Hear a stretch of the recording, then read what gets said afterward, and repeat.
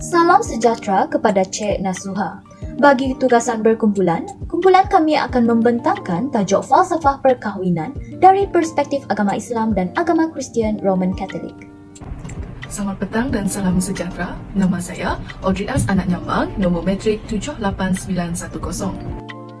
Assalamualaikum, nama saya Amira Syafiqah binti Asmawira, nombor metrik saya ialah 78782. Assalamualaikum, salam sejahtera dan salam Yunimasku saya. Nama saya Ani Zulaika binti Rozaidi, nombor metrik 78848.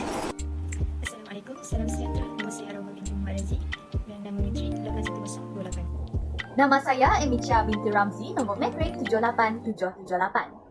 Hai dan salam sejahtera. Nama saya Janita Labina, anak Jonathan Joa dengan nombor metrik 79700. Hai, Assalamualaikum warahmatullahi wabarakatuh dan salam sejahtera. Nama saya Fatimah Zahra Alami binti Abdi Latif Alami dengan nombor metrik 79412. Salam sejahtera, nama saya Nurul Fatihah binti Muhammad Fatim, memegang nombor metrik 80865. Saya Muhammad Akmal Biasri, nombor metrik 80194. Hai, saya Subut Cassandra Michael dengan nombor metrik 79283. Menurut Plato, definisi falsafah adalah pengetahuan tentang segala kewujudan.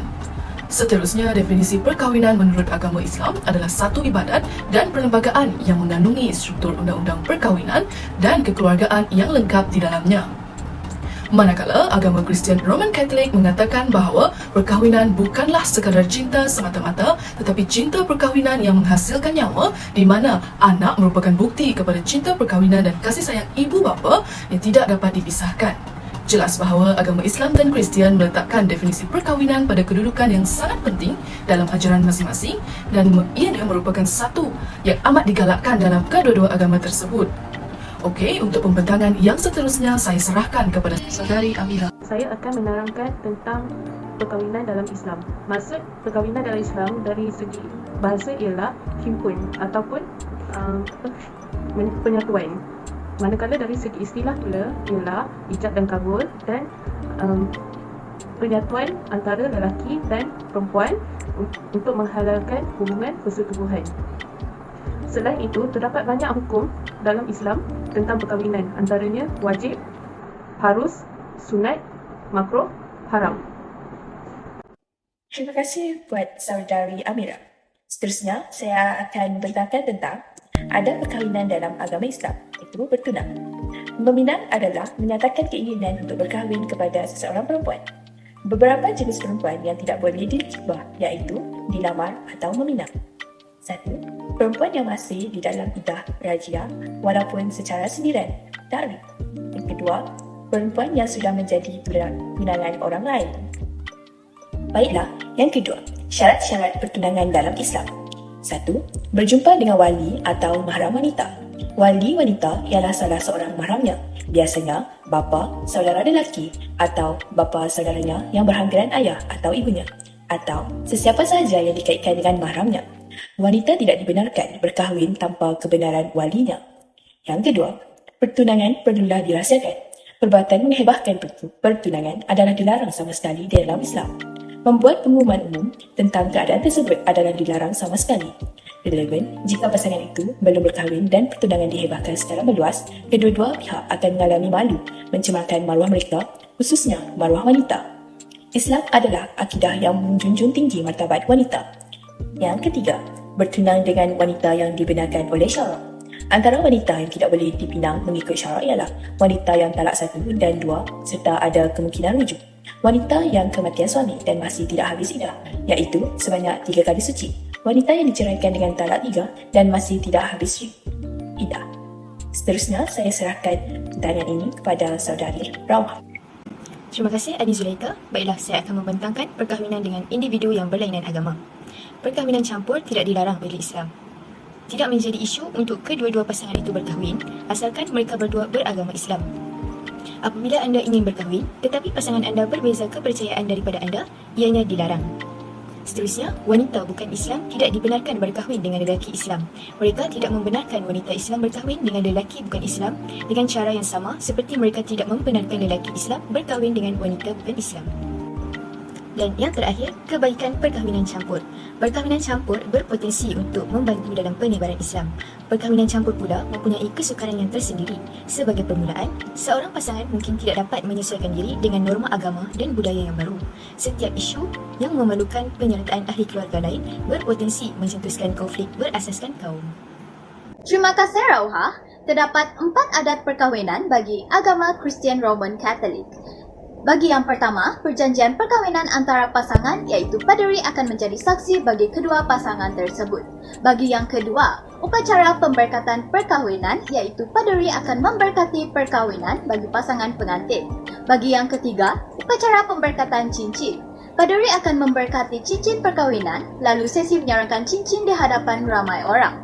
Dan yang terakhir, upacara liturgi, Ekaristi, iaitu upacara yang wajib diadakan ketika misa Roman Katolik berlangsung. Seterusnya, bagi syarat-syarat perkahwinan dalam Kristian Roman Katolik. Yang pertama, perkahwinan semula tidak dibenarkan kerana ia hanya terhad kepada perkahwinan pertama sahaja. Bagi yang kedua, perkahwinan perlu didaftarkan di Jabatan Pendaftaran Negara kerana jika gagal melakukan pendaftaran ini, ia akan dikira sebagai tidak sah. Yang ketiga, pengumuman upacara perkahwinan perlu diumum kepada orang ramai sekurang-kurangnya 3 minggu pada hari Ahad sebelum majlis perkahwinan berlangsung. Bagi yang terakhir, perjanjian perkahwinan memerlukan paderi dan 2 orang saksi sebagai saksi perkahwinan pasangan pengantin. Baiklah, seterusnya saya akan serahkan kepada Jonita. Terima kasih Saudara Emisia. Baiklah, saya akan teruskan pembentangan dengan prinsip asas dalam perkahwinan agama Kristen Roman Katolik. Prinsip yang pertama, pemilihan pasangan. Tiada penetapan terhadap kriteria atau garis panduan dalam memilih pasangan hidup. Malah mereka bebas untuk memilih pasangan mereka sendiri. Kebanyakan mereka memilih pasangan berdasarkan 2 prinsip, iaitu kepercayaan dan persamaan dalam berbagai aspek. Mereka cenderung untuk berpasangan dengan orang yang dekat dengan mereka, misalnya dalam kalangan tempat kerja, kenalan atau orang yang sama taraf dengan mereka dari segi kumpulan etnik bangsa dan juga agama. Seterusnya, mereka juga cenderung untuk memilih pasangan yang sama dari segi sosial dan juga latar belakang pelajaran. Dari segi umur pula, tiada halangan untuk berkahwin dengan orang yang lebih tua, muda atau sebaya dengan mereka. Prinsip yang kedua, pertunangan atau dikenali sebagai betrothal. Dalam tempoh pertunangan, kedua-dua pasangan akan mempersiapkan dan perancangan terhadap majlis perkahwinan, termasuklah tarikh dan tempat perkahwinan, baju pengantin, pengapit dan juga jemputan. Dalam tempoh pertunangan itu juga, mereka dikehendaki untuk membuat pengumuman kepada orang ramai di gereja. Pengumuman tersebut dikenali sebagai pengumuman perkahwinan di gereja. Prinsip yang ketiga, lafaz dalam perkahwinan agama Kristen Roman Katolik. Perjanjian atau lafaz adalah asas kepada akad perkahwinan. Kebiasaannya, asas perkahwinan Roman Katolik dilaksanakan di gereja, tetapi boleh juga dilaksanakan di tempat lain yang bersesuaian. Syaratnya, mereka perlu mendaftar di Jabatan Pendaftaran Negara untuk membenarkan perkahwinan dilaksanakan di tempat lain. Perjanjian nikah adalah merupakan upacara terpenting yang merupakan acara perasmian perkahwinan dalam agama Kristian. Seterusnya, saya akan serahkan pembentangan kepada Sarah. Baiklah, terima kasih kepada saudari Jonita. Saya akan membentangkan perkahwinan dengan individu berlainan agama. Agama Kristian Roman Katolik berpendapat bahawa penganutnya boleh mengahwini individu berlainan agama dengan beberapa syarat. Yang pertama, bakal pasangan tersebut salah seorangnya perlulah mengalah untuk menukar agama sebelum berkahwin. Yang keduanya, pasangan tersebut perlulah mendapat keizinan daripada keluarga. Sekiranya pasangan tersebut berumur 18 tahun dan ke bawah, mereka haruslah meminta kebenaran daripada ibu bapa mereka dan prosedur tersebut perlu dibantu oleh orang yang lebih dewasa. Namun, sekiranya pasangan tersebut berumur 18 tahun dan ke atas, mereka boleh melaksanakan prosedur tersebut mengikut kemahuan sendiri secara rasional, iaitu berpandukan undang-undang sibil. Yang ketiga, kedua-dua pasangan perlulah berfikir tentang masa depan anak-anak untuk meneruskan didikan agama Kristian dalam jiwa mereka. Akhir sekali, tiada apa-apa hukum spesifik yang tertulis dalam Alkitab berkaitan isu ini, cuma lebih bergantung kepada hukum sibil yang termaktub dalam Undang-Undang Malaysia. Baiklah, slide seterusnya saya akan serahkan kepada saudari Fatihah. Pada bahagian ini, saya akan membentangkan mengenai perbandingan perkahwinan mengikut 2 falsafah. Pertama sekali, saya akan membentangkan mengenai pandangan ahli falsafah barat, iaitu Solon of Athens. Pada pandangan beliau, perkahwinan merupakan gerbang kebahagiaan, keamanan dan ketenteraman. Solan berpendapat bahawa perkahwinan adalah institusi yang mampu mengekalkan generasi manusia, di mana generasi itulah yang akan bertanggungjawab untuk mengekalkan nama datuk dan nenek mereka. Beliau juga berpendapat bahawa individu yang berkahwin akan dapat menikmati kebahagiaan apabila mereka mampu melihat perkembangan dalam pencapaian anak dan cucu mereka. Menurut beliau, setiap manusia memiliki naluri semula jadi seperti nafsu. Naluri tersebut perlu dimanfaatkan ke jalan yang benar, iaitu melalui perkahwinan. Bahkan Solan juga berpendapat bahawa hidup membujang dianggap sebagai satu penyiksaan serta jenayah kepada diri sendiri. Selain itu, terdapat juga ahli falsafah barat seperti Thales of Miletus yang mempunyai pandangan berbeza mengenai perkahwinan. Pada pandangan Thales, perkahwinan akan menyebabkan kesenangan terhad, kerana kesenangan tersebut perlu dibahagi bersama keluarga sekiranya memiliki anak dan isteri. Beliau juga berpendapat puncak kepada kesenangan hidup adalah kebahagiaan yang dikecapi diri sendiri. Beliau juga berpendapat bahawa hidup akan menjadi lebih susah dengan urusan keluarga kerana ia akan menjadi kewajipan yang tidak dapat dihindarkan. Thales of Miletus juga anti kepada perkahwinan, di mana beliau tidak pernah berkahwin sehingga usia beliau lanjut.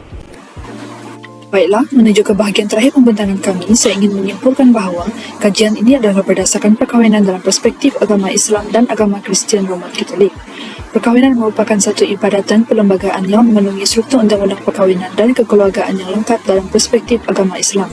Selain itu, objektif utama perkahwinan dalam Islam adalah bertujuan untuk memenuhi ketenangan dan kedamaian rohani serta kerjasama dan perkongsian dalam memenuhi amanat ilahi. Dari segi adab bertunang, lelaki harus meminang perempuan yang ingin dikahwini sebagai tanda keseriusannya memperisterikan perempuan tersebut. Dalam aspek perkahwinan campur pula, Islam membenarkan perkahwinan itu namun haruslah berlandaskan akidah yang sama. Dengan kata lain, pasangan tersebut haruslah saling menganuti agama Islam. Walau bagaimanapun, perkahwinan campur mampu membantu dalam penyebaran Islam. Hal ini demikian kerana percampuran budaya dan kaum dapat secara perlahan membuatkan ahli keluarga dan jiran terdekat untuk memahami Islam.